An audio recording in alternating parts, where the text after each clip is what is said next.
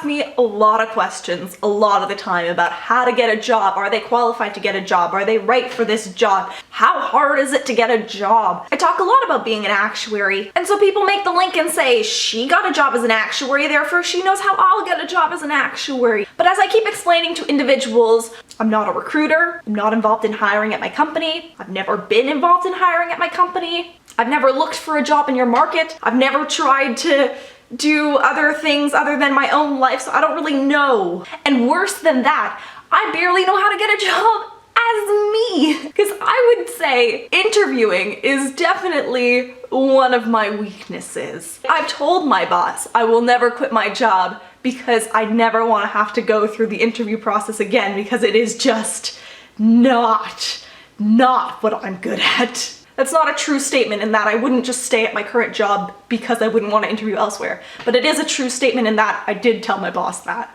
So I thought I would sit down, make a tag video answering interview type questions, and you could see how awkward I am at answering them, and then maybe people would be like, oh yeah, no, she doesn't know anything about anything. Tell me about yourself. The worst question. I thrive in situations where I can see the end result, where I know I'm here, the answer is here, and I have to find the link between. I like figuring out how to manipulate databases, how to build formulas, how to get from point A to point B via technique that I have not learned yet. I'm the kind of person who thrives on learning new things to be able to get there, where there is somewhere that you can already see. Are you a team player?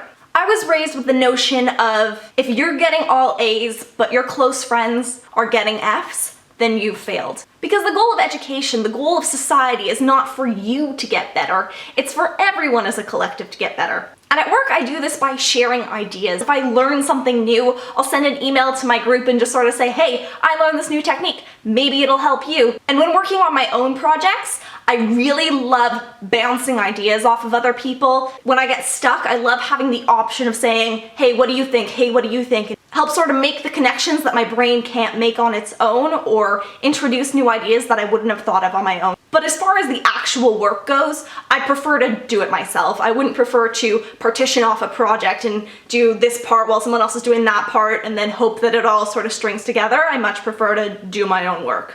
What is your greatest weakness? My brain works really quickly. And one thing that my boss told me in my evaluation last year is that I need to stop assuming that other people's brains work as fast as mine.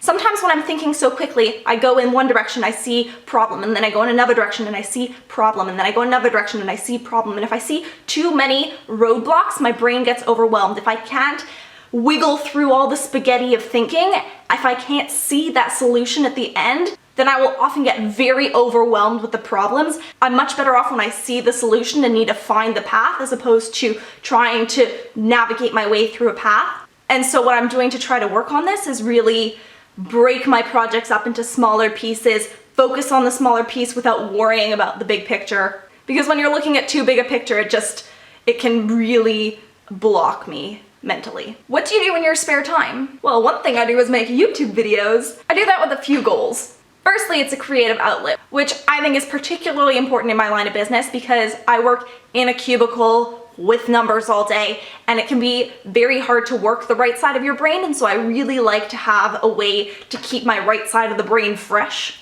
It also helps me work on my communication and presentation skills. In the process of writing videos, in the process of speaking in videos, in the process of editing videos, I learn how I speak, I learn to edit myself, I learn to articulate arguments better.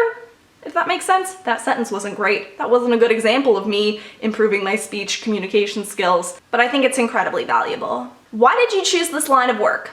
When I was in high school, I went to the guidance counselor and I took one of those, what are you interested in tests. And after I scored very high in math, my guidance counselor said, you should probably look into actuarial math. In Quebec, where I live, we have a system between high school and university called CEGEP. In CEGEP, I was sort of wavering between becoming an actuary or becoming an engineer. So I went to the career guidance CEGEP people team thing person, and I took a career interest test, which scored my #1 career as actuary, which was very promising because it was something I was considering. And then I took a career personality test, and it said I have the personality of an engineer. So I was looking in the right direction, and ultimately I made the decision to become an actuary because 1, I didn't want to write lab reports, and 2, I didn't want everyone saying, oh, you're following in your father's footsteps, because my dad is an engineer and I just wanted to be my own person. Do you work well under tight deadlines? Honestly, I prefer not to.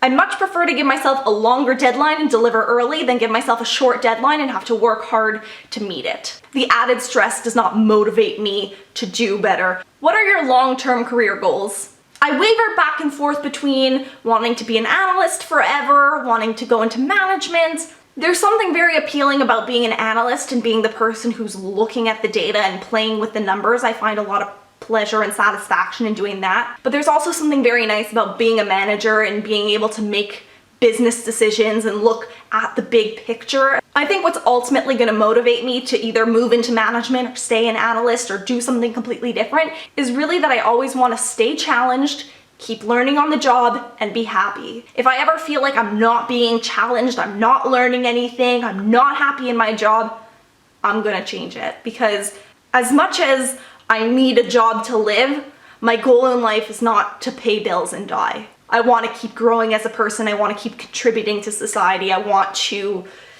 do something, not just make money for the sake of making money. How do you evaluate success? Well, right now I'm going through the actuarial exam process. So with each exam that I pass, that is something that I would consider to be a success. In terms of my work, it's an internal sense of pride that really makes me feel successful. I can deliver something that my boss thinks is very good or is helpful for the company, but if I don't feel proud of how I got it done, if I feel like I was rushed, if I feel like I didn't come up with the best ideas, I don't consider it to be a successful project. So much as when I can really put my best effort, make something clean and beautiful, that's what I consider to be a successful project. I also consider myself to be successful when I'm coaching someone else, when I'm teaching them something new and then I can see the connections form in their brain. I consider that to be a huge success. When someone else is able to do something based off of my guidance, I like to work with the intern on my team and they rotate out every 4 months. And being able to see where they start off at the beginning and where they end up at the end is just very satisfying to me because there's just such a development. So would you hire me? I'm gonna put the questions in the description down below. If you wanna answer any or all of them in the comments, please do. If you wanna make your own video, please do let me know and I will post a link to that in the description below. Please don't feel discouraged from asking me questions about actuary stuff and job stuff because even if I don't have an answer, it's fully possible that someone else watches my video, reads the comments, sees your comment and has an answer for you. So keep asking questions. I love it. I love you guys. Y'alls are awesome. Hope you're having an awesome day. Happy New Year. Thank you for calling. I'll see you next time.